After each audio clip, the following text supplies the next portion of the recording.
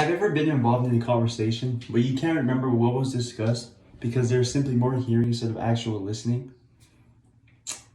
Well, according to Dick Lee and Delmar Masha, who are both communication skill writers for the University of Missouri, stated that only 45% of people actually listen in a conversation, meaning that the rest of that percentage of people don't actually listen. And this can be very problematic. It can oftentimes lead to unnecessary conflict and problems.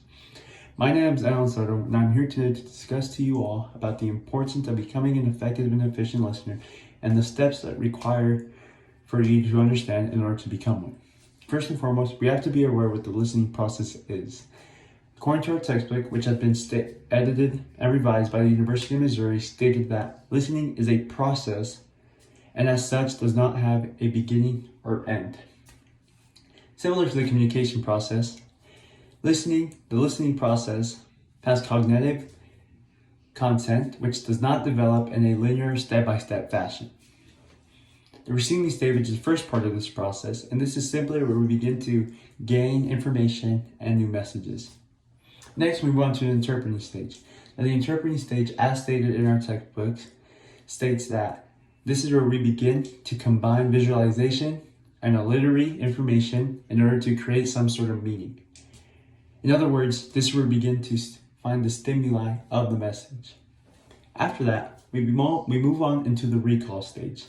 Now, the recall stage can be very important because our brains can oftentimes be very fallible and can sometimes lead for us to forgetting messages or simply forgetting the meaning of it.